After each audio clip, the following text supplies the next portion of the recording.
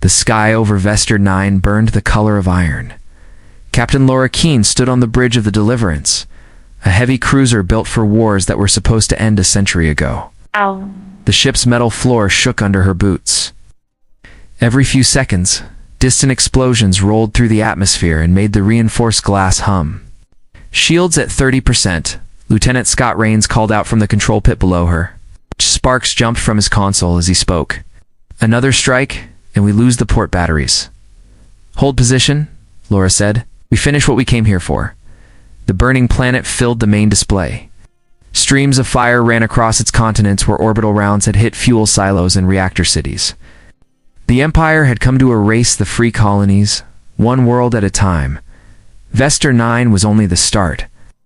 Command wants a retreat, said Dana Holt, the ship's engineer over the intercom. Her voice was rough, smoke behind every word.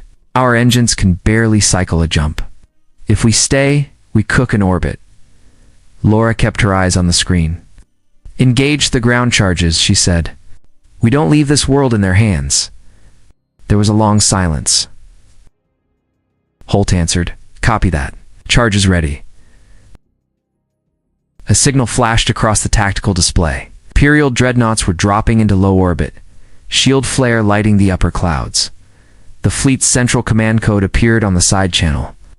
The issuing officer's name made Laura freeze. Commander Elias Grant. Years ago, they had served together under the same Earth banner. He had believed in order, she had believed in freedom. When the Empire seized Earth, he had sworn loyalty. She had fled. Rains looked back over his shoulder. Captain Grant's hailing us. Don't answer. The ship shook hard as the first rail pulse struck. Metal screamed. A soldier fell across the deck, blood sliding from his helmet. Laura stepped over him and gripped the edge of the console. Arm the detonators, she said. Rains hesitated.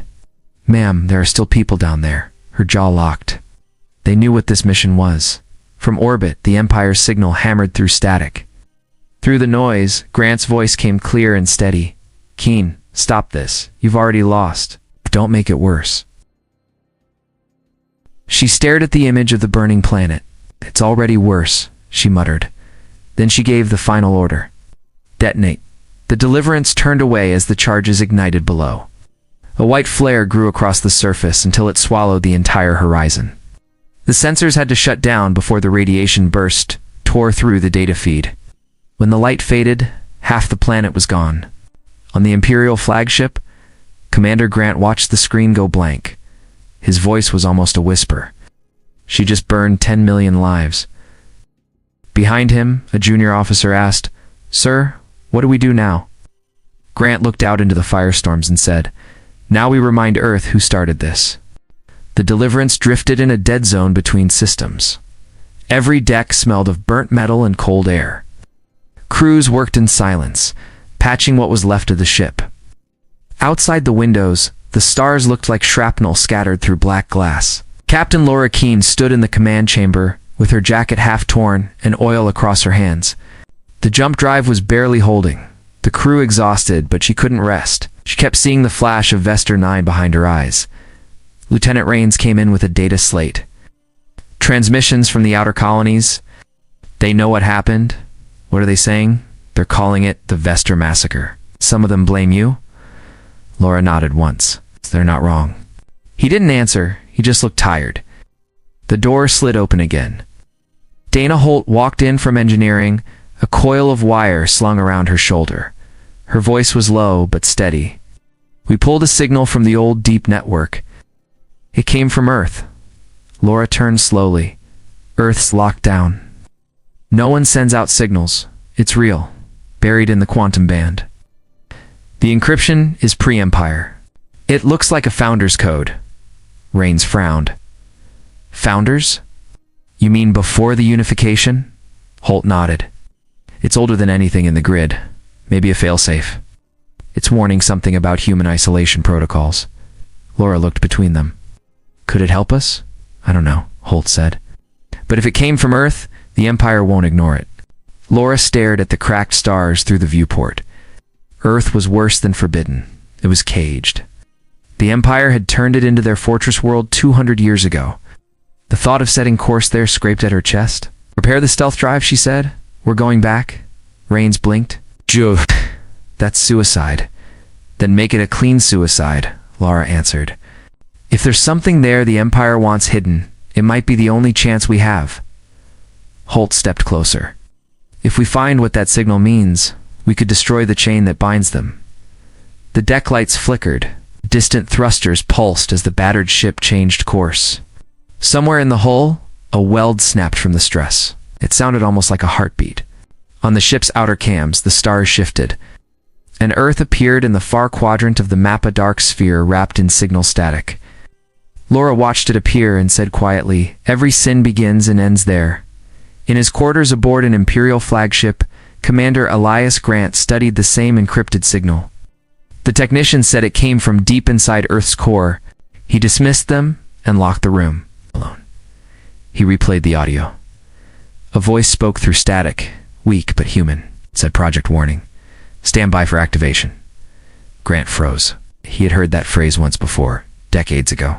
In the archives of the old Earth Defense Command, something never meant to be used again. He whispered, "Dear God, she's heading there." And for the first time since the war began, he felt fear. The Deliverance came out of stealth near the black curve of Earth. The planet no longer looked alive. Whole continents were covered by armor plating and defense grids. The oceans were dried to veins of silver, felt like a tomb sealed by its own children. Laura Keene stood at the front of the bridge as the crew worked in low light. "Keep silent running," she ordered. "No emissions. No signals." Holt read from her terminal. "There's an opening in the Northern Hemisphere shield line, a maintenance corridor. It leads down to the old vault sectors. Take us in," Laura said. Rains looked uneasy. "Captain, if their sensors catch us, we'll be dust before we touch atmosphere." Laura didn't blink. "Then we move quiet." The ship dropped beneath the outer defense ring. Old satellites drifted like dead eyes. Some were burned, others still turned slowly, locked on no target. The engines hummed at half power.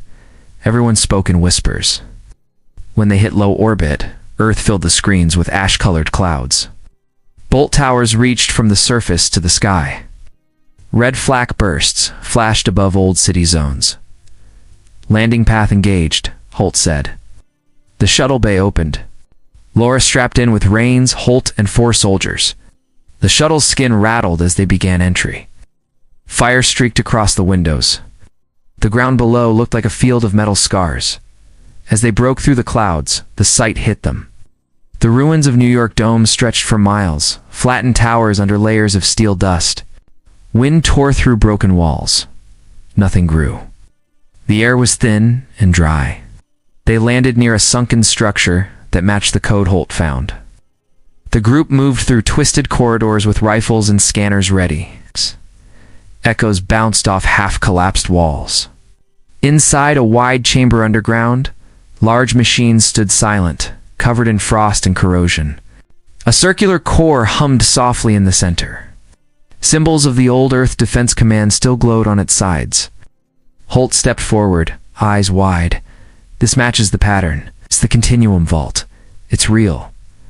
Laura touched the surface panel. It responded with a faint pulse of blue light. A mechanical voice spoke, dry and calm. "Identify authorization." Holt began pulling wires and codes from her datapad. "We can override if I splice into the central jack." "Do it." As she worked, Rain scanned the edges of the chamber. His sensor pinged. Multiple signatures approaching. Laura grabbed her rifle. "Imperials has to be. It must have traced our entry burn." Across the vault, the power core began glowing brighter. Holt shouted over the sound almost through. "It's verifying origin." Light filled the chamber. The voice changed tone, now deeper. "Authorization denied. Unauthorized activation in progress." The floor trembled. Lines of bright heat ran through the walls. Rains turned toward the stairs. "They're here." Gunfire cracked down the tunnel. Red bolts cut through the shadows. Laura grabbed Holt's arm. "Shut it down, I can't. It's waking itself." From deep below, the vault spoke once more. One warning from Earth to all its children. The light went white, and everything around them began to move. The chamber shook as the vault came alive. Panels on the walls flipped open and spilled out old cables that sparked with blue arcs. The sound was deep and slow, like a massive heart restarting after centuries. The floor vibrated under their boots. Laura Keene covered her face from the glare. "Holt, what is it doing?" "It's broadcasting," Holt shouted. "Something big. It's riding the old defense network." Gunfire echoed from the tunnel. Imperial soldiers were storming the site. Rains fired short bursts toward the stairs. Sparks danced across metal beams. "Hold them off," Laura said. "There are too many." The voice of the vault filled the chamber again. Signal initiated. Transmission across all human channels. A bright pattern flashed across the walls. Showed faces, soldiers, workers, children, images of history playing at impossible speed. Then came words, flat and heavy. "You were warned." Every communicator on the team crackled at once. Holt looked up from the wires, eyes wide. "It's hit the fleet grid. It's everywhere." Laura stepped closer to the core. The blue light turned white and poured across her armor. For a second, she could hear distant voices like whispers inside the static. Then the power pushed outward in a pulse that smashed weapons and sensors alike. Outside, across orbit, the Deliverance shook as every system went black. Pilots shouted into dead radios. Engines cycled down, leaving only the hum of cooling metal. Far above, Commander Elias Grant's warship floated into shadow. His officers ran through the corridor, shouting diagnostics. He sat still at his control chair, watching the same message crawl across his main screen. "You were warned." When his ship's weapons froze, he realized it wasn't just them. The entire Imperial grid was locked. No command codes worked. No overrides. Every ship in range was drifting. He hit the COM. "Locate Keene's position. I want her alive." Back in the vault, Rains knelt beside a wounded soldier. Blaster fire kept cutting through the dust. The Imperial troops had reached the chamber, but their rifles kept jamming and overheating. Electric storms flashed along the walls as the vault poured out more energy. Holt tore a panel open and shouted, "It's overloading. If it goes, it'll burn half the planet." Laura turned toward the stairs. Imperial troops were pouring in, and among them she saw a tall figure in black armor, Elias Grant. He held no weapon. He walked straight through the chaos and stopped 10 feet from her. His voice carried over the noise. "Shut it down, Laura." Now she raised her pistol. "You came a long way to ask me that? Whatever you woke up doesn't care about sides," he said. "It will wipe us out." The vault screamed with power. Holt shouted again. "It's collapsing the inner core. We have seconds." Laura looked from Grant to the blinding light behind her. Then the vault burst open. A blast of white energy threw everyone to the ground and swallowed the chamber whole. The blast hit like a punch from the center of the world. Concrete folded in on itself. Fire climbed the air shafts, and every sensor within 100 miles died. When the noise faded, only falling dust and the crackle of ruined circuits filled the silence, Laura Keene woke under a slab of metal. Light flickered through red smoke. Her armor was half melted and her right arm burned to the bone, but she was alive. She pushed the debris aside with a growl and saw Holt a few meters away, coughing through her mask. "Holt," Laura said, voice dry. "I'm here," Holt answered. "Rains is gone. The soldiers too." The chamber was split apart. The vault had collapsed into itself, leaving a crater of glowing glass and fused steel. Every rhythm of the world had paused. No comms, no engines, no signal. "What happened?" Holt asked. Laura looked around. It finished. In orbit, the Empire's massive fleets hung in silence. No lights on the holes. No movement. Just dead power drifting through the dark. Commanders screamed into useless headsets while ships collided slowly in zero gravity. On his flagship, Elias Grant stood before a broken view screen. The reflection of Earth bent across cracked glass. Technicians lay unconscious around him. He placed his hand against the panel. It was cold. A faint hum returned to the comm array. Voice played through static, familiar and low. "Laura Keene. Grant, if you're hearing this, it means the vault survived. The Empire is down. Whatever that thing did reached across every channel. Can still run, but you'll never control this again." Grant stared at the signal emitter. "You always did think in endings, Laura." He reached for a sidearm lying on the floor, then stopped. Instead, he switched on the transporter array. "No more running," he said. Near the ruins, Laura and Holt felt the air shift. A pattern of light formed in the smoke, and then Grant stood there in scorched armor. He looked older, as if years had passed between breaths. Holt raised her weapon. Laura stopped her. Not yet. Grant looked at the crater. It cost us everything. It wasn't mine to save, Laura said. The vault did what it was built to do. Grant stepped closer. And what's left? You think people will rebuild after this? They'll try, Laura said. That's the point. The ground trembled again. Across the crater, the glass began to stir. Under the surface, faint blue lines moved, forming symbols neither of them had seen before. Holt whispered, "That's not power residue. It's writing." Laura and Grant stared as the shapes took form, spreading outward in perfect sequence. Holt scanned the energy.